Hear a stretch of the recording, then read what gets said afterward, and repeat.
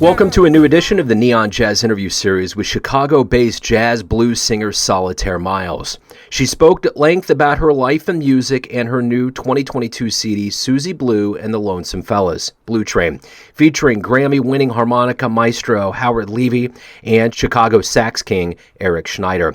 Over the years, she has performed and recorded with great band leaders like Doc Cheatham, Freeman, Bruce Johnstone, and the great Willie Pickens. After 20 years performing and recording in the jazz scene, she has branched out to incorporate blues roots and Americana into her repertoire. Enjoy the story. Joe Domino, Neon Jazz Radio in Kansas City, Missouri. Hey, Joe. How are you? I'm good. Hey, I should let you know right off the bat that we are having 50 to 60 mile-an-hour winds where I live right now, and the power went out, and it just came back on. So I would like to send you my cell phone number just in case we get cut off. Or would you rather just do the cell phone number? You know, let's ride the wind here. I remember one time there was a pianist from Cincinnati that was at the Blue Room, one of our fabled joints, and there was a rainstorm, and the electricity went out, and all you could hear was everything acoustic, and it was magical. Not that this is going to happen here, but let's play our luck, because jazz is all about improv and writing the moment. So let's see how we do. Okay. Okay. So I love your name, Solitaire Miles. What a great handle. Thank you. I absolutely love it. My son is named Miles for obvious reasons, so I have an affinity for that name. At any rate, thank you for taking a minute out for the show. I really appreciate it. Oh, I'm so thrilled to be talking to you today. Thank you. Me as well. So the new album, Susie Blue and the Lonesome Fellas, Blue Train. What a great album. What a great throwback. I think we're at a time where we really need more and more of this kind of feel-good music to be infused in the world after what we've gone through for the last few years. So how does this release feel for you? Well, that was one of the reasons why I put it out.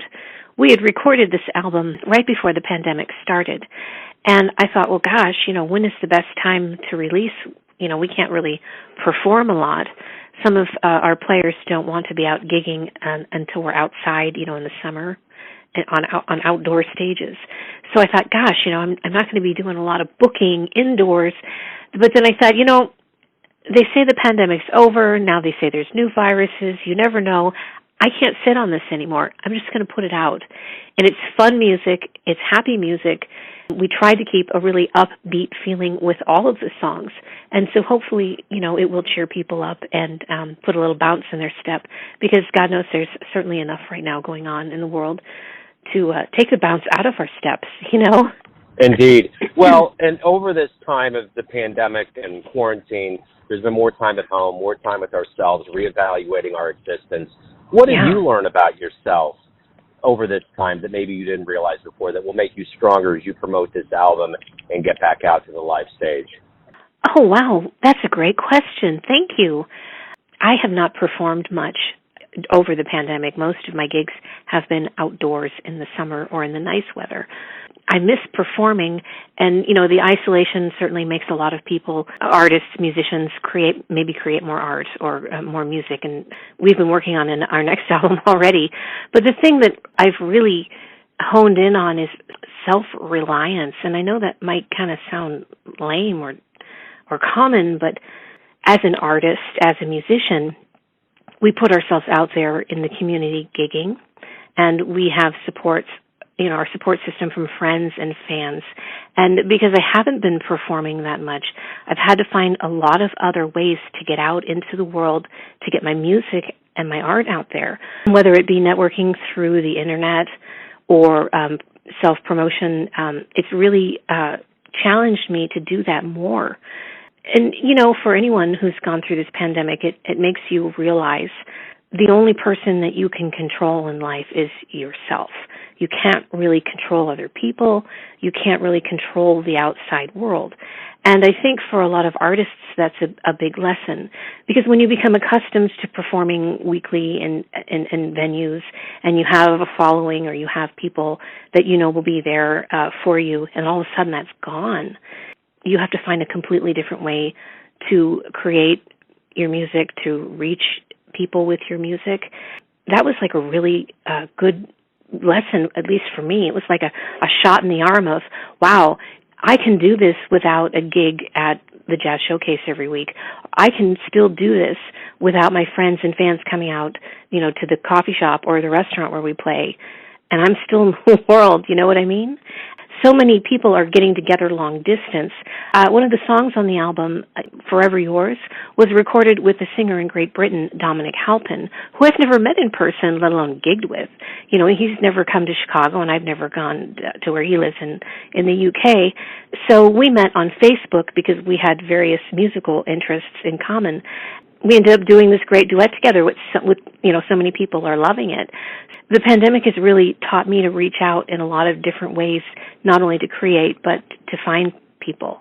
Does that make sense? Yeah, it certainly has. Yeah, it totally makes sense. And I think that's been the thing about all of this, is there's been so many ways that we've all been able to connect, because that's the only way that we can actually have that communal existence that we've all gotten used to our whole lives. Yes. So let's go back to the beginning of your life. Talk to me a little bit about where you were born and raised, and how kind of music became your passion, your life. I was born in Erie, Pennsylvania, in the U.S. on the Great Lakes, and my folks had just graduated from high school. They were 18. They were very young. And my dad was originally from California, so he was kind of a hippie. I was born in the late 60s in that flower child era. They wanted to name me something interesting, so Solitaire is actually my birth name. And they thought that it would be so groovy to have a child named Solitaire. They thought they were bestowing some great gift upon me with the name. I can tell you they did, for sure. Well, as an adult, I can see it. But growing up in the 70s as a kid, in grammar school, it was really challenging. Yeah, I bet. And it does still have its challenges, depending on where you're at. So my grandmother, my father's mother, came from a very musical family. She was actually a music teacher and a singer in a big band in the late 1940s. And she played piano and sang. On that side of the family, about 7 or 8 of the relatives played instruments, and they actually had their own band. So they played saxophone, bass, trumpet. Her brother was a professional drummer through the Buffalo area and up into western New York. So I grew up listening to my grandmother, who sounded a lot like Billie Holiday, playing the piano and singing jazz songs.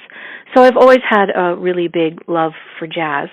And then, of course, my parents, being hippies, raised me with, the Beatles and the Rolling Stones. So I got a lot of that as well. But there was a very strong jazz influence, my grandmother teaching me to play piano and sing by the time I was 4 years old. And the first song I learned was Say It With a Kiss, which is a Billie Holiday song. So always loved that tune. That was one of Billie's earlier songs.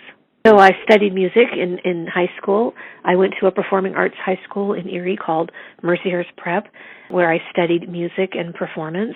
And then I attended DePaul University in Chicago, where I also studied music. And I wanted to be an opera singer originally, but when I was graduating from DePaul, I met the famous swing violinist Johnny Frigo, who was a Chicago favorite. He had a regular Monday night gig at a club called Toulouse in Chicago. And they invited me to sing in because they loved opera singers, and they loved having people come in and sing O Mio Bambino Caro or whatever. After doing that a couple of times, I started learning Autumn Leaves and other jazz standards, and then I was bitten by the jazz bug. And so after that, I started performing in a club in Chicago called the Bop Shop, which was run by promoter Kate Smith, and that was in the early 90s. And she introduced me to Von Freeman, a wonderful saxophone player, and to Willie Pickens, who was a great pianist, and I was so lucky and blessed to work with all of them.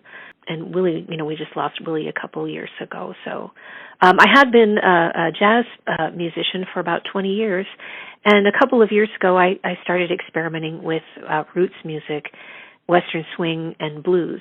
Just because there's so much jazz out there, it's not that I wanted to leave jazz. It was never my intention, but I wanted to try different things within the genre. So we put out a strictly Western swing album in 2015, which was traditional Western swing from 1940 to 1950, featuring some songs by the great songwriter Cindy Walker, and then that actually did pretty good.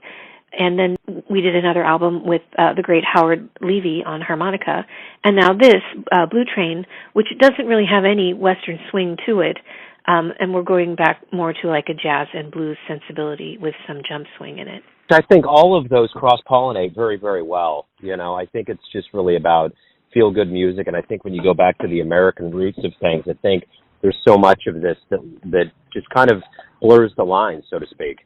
Well, a lot of the younger musicians are blurring the line. I mean, if you look at some of the youngest jazz singers that are coming out in their 20s and 30s, and some of the groups that are touring right now, they are taking jazz and blending it up with pop, or pop and blending that in with jazz vocals or blues vocals.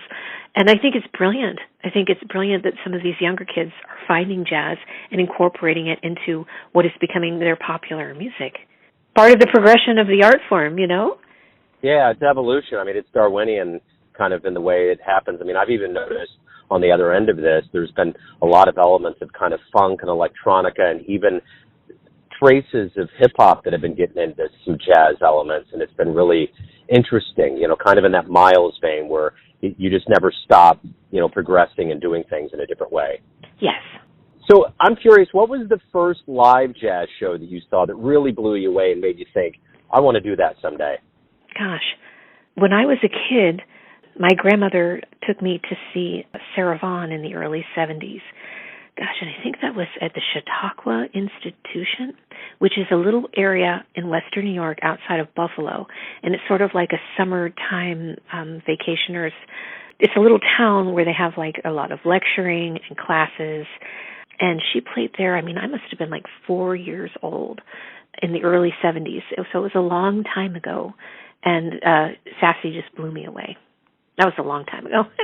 I don't remember the whole concert because, at that age, your brain doesn't store everything. But I just remember listening to this woman sing and her vibrato and the strength and the agility of her voice just blew me away. So give me kind of an etching here, geographically speaking. When you went to New York and how you ended up in Chicago, kind of how did the timeline work for you and how did that fit into the entirety of your career leading up to right now? I started singing with a jazz saxophonist in my hometown. His name was Bruce Johnstone, and he used to play with Maynard Ferguson. He was the guy from the tune Stay Loose with Bruce, and he was teaching at some of the schools in the area where I lived in Erie, Pennsylvania. I got to sit in and then play with him on a couple of his gigs right out of high school. I didn't go to DePaul right away. I stayed in my hometown for a few years and studied at Gannon University. And then I have lupus. I was born with lupus, a genetic autoimmune disease, so I took a few years off before finishing my degree at DePaul in Chicago. So I was actually in Pennsylvania until like 87 or 88. So I performed with Bruce Johnstone, and I actually studied with Bruce and played alto sax. So I started with some jazz, and then when I got to DePaul in the late 80s and early 90s, I went right back into that classical thing because I really wanted to be an opera singer. But then I met Johnny Frigo, and he kind of, pulled me back into the jazz. So then I started performing with Johnny Frigo, Von Freeman, and Willie Pickens. And I recorded my first CD in Chicago in the early 90s there, which I just did a re-release of. It's called Take Love Easy, and we had 9 or 10 tracks that we recorded to 1-inch reel tapes at Southport Records. I'd had it mixed and mastered in the 90s, but, it went out on a cassette tape, so it was never really a really great sound. My engineer recently, we found the old 1-inch reels, and he got as much of that stuff off of it as we could.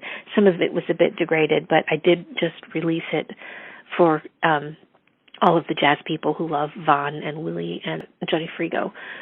So that's out there, and that was my first album, and then I went to New York City about 1995, and I was very blessed to meet and perform with Doc Cheatham before he passed away. He was in his early 90s when I met him. He was performing at Sweet Basil, and I had got a job there working on Sundays as the jazz hostess for the brunch, because I was friends with Chico Freeman, Von Freeman, and Chico was friends with the owner of the bar, so I was really lucky to get that gig. And that wasn't even a singing gig, that was just a working gig, answering the phone. that led to me meeting Doc and then sitting in with him on his sets. I got to sing so many songs with the band on Sundays during the jazz brunch every Sunday, and that was an amazing scene because not only did I get the opportunity to be introduced to a very nice group of people in New York, jazz fans, and the honor of singing with Doc, but all of the jazz musicians of the time would come in for Doc's session. It was like a jam session towards the end of the brunch, like around 1:00, and I met so many people, so many jazz musicians that were just hanging out, in the restaurant, sitting in, doing a tune with Doc, and I got to hang out with Jimmy Cobb and Roy Haynes. Those two really stuck in my head because I was the hostess and because I was singing with Doc. So that was a huge blessing to find that job and then to meet Doc and to befriend him and his wife and to be able to perform on stage with them as much as I did. And Doc was a great guy. At that age, he was really trying to nurture a lot of younger players. He was 90, 91, and he was still doing a 4-hour on stage and singing and playing the horn. He loved singers. One of the other singers I remember coming in was Ingrid Lucia. She was a big fan of Doc's. So he did foster quite a few of us. He was such a generous, caring person. He always looked out for the younger musicians.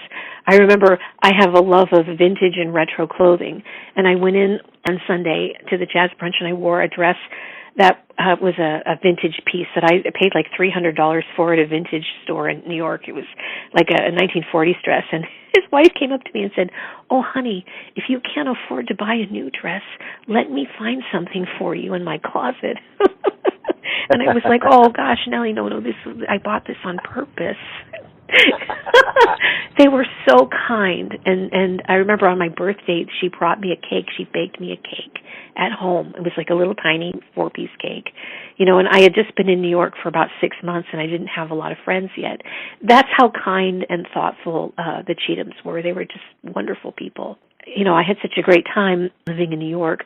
My husband was working for a corporation and they moved us back to the Chicago area. So then I went back to Chicago and started working again with Willie Pickens, and we created a couple more albums, the Born to Be Blue sessions, and released those between 2010 and 2011. And a couple of those tunes hit the charts, most notably the song Baltimore Oriole, which features a great solo by Willie and a trumpet solo by Art Davis here. So I was jazzing for a long time. It wasn't until about 2015 I was talking to jazz writer Scott Yanow about, trends that he was seeing in jazz because he's always writing books. And he's like, God Solitaire, because I wanted to make another album. He's like, don't make another album of standards. He says, try to find something different because there are so many middle-aged white women recording albums of standards and it all sounds the same. And he says, if you're going to do it, try to put a different twist on it. And that's kind of what inspired me to make the Western Swing album, because it is swing music from the 1940s. It's just swing with a twang, He said, wow, that's really great. In fact, Scott actually played on our second Western Swing album. He plays melodica. So he played on one of our Western Swing songs. I don't know how many songs or how often Scott gets out and plays on stuff, but he actually played on one tune on one of the Susie Blue albums, and that's really cool. So under his advice that I did try a different type of swing, I thought that was really interesting. You have so many singers trying different things with jazz, and certainly looking at your recent interviews, you have some wonderful singers that you've talked to lately who are trying to do a lot of different things with jazz. And that's so wonderful.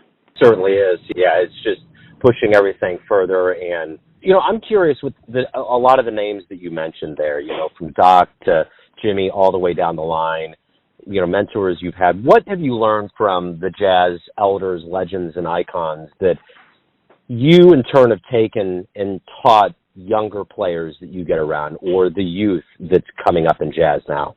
Well, the one thing that I learned that I think is most important for any musician or a singer is that the music is something that comes through you. And you certainly sacrifice time and energy and money learning to play your instrument or to sing. But the energy of the music is not something that belongs to you. It pulses through you. And you're supposed to get out of the way and let it happen. And it's never about you. It's about the music. Johnny Frigo had written a beautiful poem about live jazz, and he's a wonderful example of that. Jazz happens. You put players together, and they're creating on stage together. Everybody's working off one another. And whether you're the lead, and you're playing the piano and you're soloing or you're singing or you're leading with an instrument like a violin or a saxophone, you are still blending and improvising with what everyone is doing. It's not about you. It's about the music. And you need to step out of the way and let the music become what it's supposed to be. And the other thing I learned was from working with Willie Pickens. He was a great teacher for many years in the Chicago scene. And we had a regular gig at the Jazz Showcase before he passed away. I was a sideman for Willie, even though, they were my gigs. I would stand by the piano and watch and listen to everything Willie did, because every gig was a master class. And I didn't know what he was going to throw at me. I mean, I would give him charts with the changes, and, he knew what he was supposed to play. But Willie would play all this extra stuff. He would play so many notes. So I would end up, being like the straight guy trying to hold the melody down. I didn't improvise with Willie because he was going to do that. And you would think, oh, that's not fair. He should be accompanying you instead of the singer accompanying the piano player. But it was just a thrill to stand there and try to hold on every song while Willie played his heart out. And now as a singer, I have learned so much more about listening to my bandmates. And, even if it's something the drummer's playing, I mean, a lot of singers aren't paying attention to the drummers. Maybe they're not listening to everything the bass player's doing. I try to listen to what everybody's doing, and I think Willie Pickens taught me to do that, because it's a creation of the group. It's not just, I'm going to go out there and sing my song and they're going to make me sound good. That's live jazz. Yeah. Yeah, like right now with the possibility of, an outage where you just ride the storm, Yeah. so to speak. You've been doing this for quite a while. What do you like the best about being a singer, a professional musician? Well, it certainly allows me to be creative, and my family raised me to be creative. My maternal grandmother was a professional artist, and so I was taught to paint and draw. My cousin works for Disney. I never got to be that good of an artist, but he did. Art runs in the one side of the family, and then music runs in the other. So I work as a graphic artist, but I've never reached the level of my cousin Kevin, who illustrates for those Star Wars series. He's amazing. Anyhow, wow. The creativity runs, whether it's music or it's art, and they bounce back and forth between each other. And every album to me is like a painting. Every time you create an album or you're going to put a set of music together for a performance, it's kind of like making a painting. And I'm so lucky to be able to allow that creativity to run through my life. I was raised from a young age. When I was 2, my grandmother put a paintbrush in my hand. When I was 4, my other grandmother put a guitar in my hand. So I guess they told me I was going to be a singer when I was 4. So I don't know any other way to be. It was what they raised me to be. I actually wanted to be a doctor when I was in high school, but I didn't have the math scores, so I didn't make the pre-med cut. But I'm fulfilling whatever it was I was told to be as a child. That's the only way I can put it, I guess. And I'm lucky that I've been able to do it. So I'm curious, being largely away from jazz for the last few years and getting back to it now, what do you hope we all collectively realize about the power of live music as we get back to it? Well, it's a group effort, because as I was discussing before, when you're on stage, you're listening to and you're performing with other musicians and you're all playing off each other. But on a grander scale, the band is playing off the audience. We're not up there ignoring the people that are sitting in the chairs. We work off of them too. Now, I did musical theater in high school, and certainly in theater you work off of the reactions of the audience. But in music, we do that as well. And when we're playing, for a video camera and there's no one watching us, like Stephen Colbert talks about how grateful he is to be back on stage with an audience again. It's true, because the audience is a huge part of the performance. And what kind of mood they're in helps us create music. I've always been a Friday night person. I love the Friday night gigs. Not so big into the Saturday. Friday nights, people are like more ebullient and excited because they just finished their work week. By Saturday, they're a little more mellow because they've slept in on Saturday and they've done chores and they're kind of relaxed.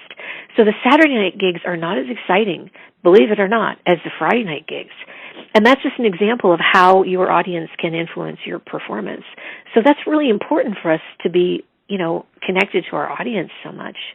And, I know a lot of musicians are just so glad to be back out on stage. So everyone, actually, I'm going to ask you this question before this. Let's say tonight you have a dream, you run into your younger version of yourself around the time that you were becoming a professional, and you could give your younger version one piece of advice based on the wisdom that you've accumulated throughout all these years. What would you tell your younger version? Don't worry about what other people think of what you're doing. Follow your heart and create the music that you hear in your heart. Don't let them tell you that it has to sound a certain way and that it has to follow certain rules. Because jazz is a creative force. It's not stagnant. And if you're getting something from the universe that says move it forward, then by God, move it forward. Don't let somebody else do it. Do it. Everyone has a perception or an idea of who they think you are, your family, your friends, your fans, but ultimately you live your life. You have a perception of you. Who do you think you are? What we think we are changes at different points in our lives. And when I was in my 20s living in New York City, I was very passionate about being a jazz singer. And back in the 90s, it wasn't as popular as it got to be in the 2000s. It was just getting there. So I still think of myself as a jazz singer, but I think of myself as a singer, too, because I enjoy singing blues music, and I enjoy singing roots music. I was very passionate about jazz in the beginning, and now I'm just a singer. Does that make any sense? I don't want to betray the jazz. I mean, it's still in there, and it's 20 years I put in on jazz. That's a long time. But now I'm just a singer, and I want to tell my stories to people and make them feel things. And if it's jazz, it's great. And if I pull in some roots music into that, then I want to do it. If I have to pull in a blues beat to tell the story, then I will. So the album Blue Train, for me, those songs are 16 stories. And some of it's jazzy, some of it's bluesy, some of it's popish, and some of it's jump swing. But they're all a story, and jazz swirls in and out of all of it. Does that make sense? I want to continue to tell the story with jazz in it, but it's a bigger picture now. The world has changed, and people don't think of jazz the same as they did in 1995. I agree. I hope I'm making sense. You do, yeah, absolutely. That made perfect sense. Solitaire, thank you for taking some time out today to talk about the album and your life and music. This has been great. I appreciate it. Oh, sure. I'm so honored to be on your show. Thank you for having me. Thanks for listening and tuning in to another Neon Jazz interview, where we give you a bit of insight into the finest players in New York City, Chicago, Kansas City, and spots all over the globe, giving fans all that jazz. Thanks to Solitaire for time, music, and story. If you want to hear more interviews, go to Famous Interviews with Joe Domino in the iTunes Store. Visit neonjazz at youtube.com, and for everything Joe Domino related, go to joedomino.com, and if you feel like it, you can donate to the Neon Jazz cause. Until next time, enjoy the jazz, my friends. In my arms. Neon Jazz.